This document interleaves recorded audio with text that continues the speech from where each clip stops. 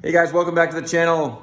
Today we're going to be doing a big shiplap going all the way up there. We're about 20-foot ceiling, and we kind of already started by pulling off the top of this sort of old school colonial mantle, which never fit the style of this house, which is much more like a modern rustic kind of a farmhouse look. So we're going to be putting on a cedar wood mantle with a faux gray and white kind of faux finish on it. And then we're going to be using these Rubio colored, kind of a walnut colored board. This is a Rubio black stain on sassafras, which, man, talk about a secret wood. That stuff looks like white oak to me, only it's about 5 times cheaper anyway. And we're gonna go all the way up to the ceiling, and we're gonna have some trim on the sides. So I'll just get to the point on little tips that we're doing to make this a little bit easier and a little bit more square.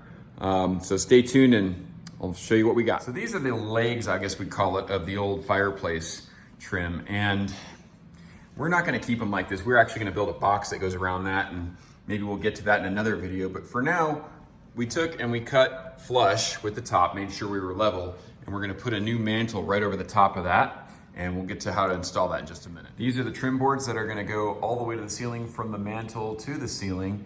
And then in between, we're gonna trim with that sassafras, and you can see the finish on there, pretty cool looking. These, because we wanted to have a continuous, seamless piece of paint grade material, we bought, look at this, it's exterior grade trim boards that this side is textured and this side is smooth. And so that gives us the opportunity to do that. Now the sides are a little bit rough, but with this faux finish, it looks like it's supposed to be that way. Otherwise, you'd want to sand those down. Out here, we have the majority of the shiplap, and we kept random widths due to the unique character that's going to add. It's really going to look custom once we get those up there. And everything is finished and cured and ready to go, so we don't have to deal with that once it's up. It's just a lot easier to do this in a controlled environment than it is once it's installed. And over here we have this is the mantle, getting a faux finish on top of cedar. And show you how that's constructed. So the mantle's split up into 2 pieces. This is the lower, and you can see these are mortise joints for domino mortises all the way down. And that way we can install this in 2 pieces. We're doing the lower half, and we're gonna secure that and put some internal bracketry in there, maybe just with some framing lumber to make sure it doesn't pull forward. And then over here you have the mantle top, and that has already glued in mortises on the bottom. So there's the mortises on the bottom here. It's already been pre-fit. We know exactly where everything's gonna line up. It goes all the way down. Of course, you can't see it because, there we go. That's a better view right in there. You can see them going down.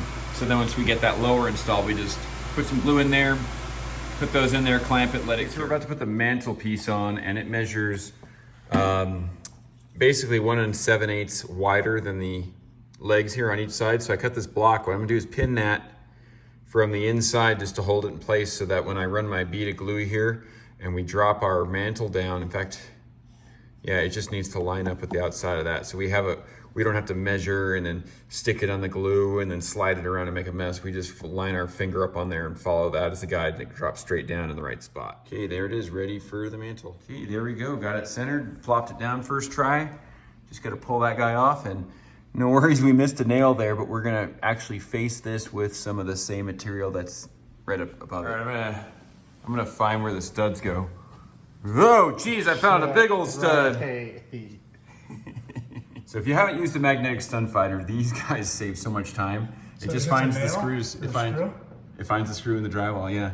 So we're gonna put this piece of framing lumber in there just to hold the sides so this thing doesn't fall forward with the weight on top. And right now I'm just gonna pin it in place. A couple studs, and then we're gonna screw it. I have the framing lumber screwed in to the studs, and then I put a bead there. I'm also gonna pin it in place on the outside on both ends. Okay, the mortises are about to go in. We're just gonna make sure they're all lined up and do equal pressure on both sides as we push this down. Now, we knew this board was bowed when we selected it. We were limited on our options, but we don't have a clamp deep enough to pull that down. So Justin's gonna get up and put some downward pressure on it. And then I have these 15 gauge, 2.5 inch nails. We're gonna pop a couple of those in, and hopefully that holds it long enough to get that first row of shiplap up, and that'll hold it nice and flat. All right, we got it in, we got it flattened. Now we just have to get the sides up. We're gonna put one of those vertical sides all the way up, and then we'll run the shiplap into that, and that should, if we do our math right, make the other side go perfectly flush against the shiplap and in line with this post right there. Okay, to make sure that trim is lined up with this post, I measured from the side of the window trim here on the right side to the leg, and then the same up there, and I marked it. Now what I'm gonna do is I'm gonna draw a line on that, make sure it's perpendicular first. Just draw a line on that, and that's gonna tell us where we need to put that bigger piece, since we're working with a small piece here just to make our scribe, and then we're gonna put the big so you can see we put that edge up, and that's our guide, because all these pieces are cut to the exact same length, so we don't have to measure every single cut. We just cut these the same, and they're flush on that end, and then we'll put that other end on, and it's all squared up. So if you have two people, this goes pretty fast. You can just hand me the boards, and I pin them. I got my stud finder, show me where to put them in the studs.